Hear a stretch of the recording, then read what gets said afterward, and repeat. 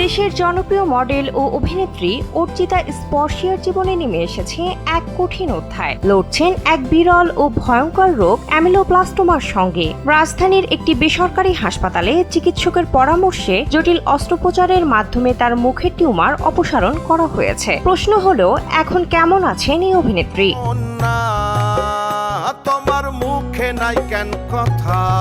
গত মঙ্গলবার নিজের ভেরিফাইড ফেসবুক অ্যাকাউন্টে একটি আবেগঘন পোস্ট দেন এই তারকা। পোস্টে স্পর্শিয়া জানান, তিনি গত বেশ কয়েকদিন ধরে অপারেশনের জন্য প্রয়োজনীয় চিকিৎসার মধ্যে ছিলেন। অভিনেত্রীর এই অসুস্থতার খবরে যেন বিনোদন জগতে নেমে এসেছে বিষাদের ছায়া। স্যান্ডেলিনা সো, রূপচর্চায় আভিজাত্য। সম্প্রতি অস্ত্রোপচার শেষে এই অভিনেত্রী গণমাধ্যমকে জানান, অস্ত্রোপচারটি সফলভাবে সম্পন্ন হয়েছে। তিনি বলেন, অপারেশন সাকসেসফুল। টিউমার হয়েছিল, বেশ জটিল অপারেশন ছিল, তবে আমার পুরোপুরি সুস্থ হতে আরো সময় লাগবে। এই সময়ে আমাকে বেশ কিছুদিন হাসপাতালে থাকতে হবে।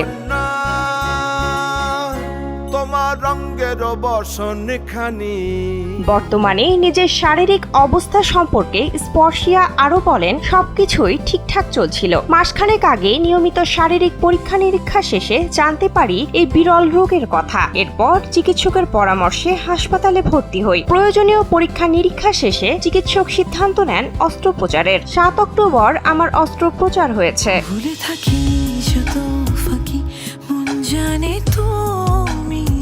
চিকিৎসকেরা স্পর্শিয়াকে 3 সপ্তাহের পরিপূর্ণ বিশ্রামে থাকার পরামর্শ দিয়েছেন। অ্যামিলোব্লাস্টোমা হলো মুখের বা চোয়ালের একটি বিরল টিউমার। তাই এই সময় চিকিৎসকেরা তাকে কথা বলা, এমনকি খাবার গ্রহণের ক্ষেত্রেও কিছু বিধিনিষেধ দিয়েছেন। বিনোদন ডেস্ক, কালবেলা।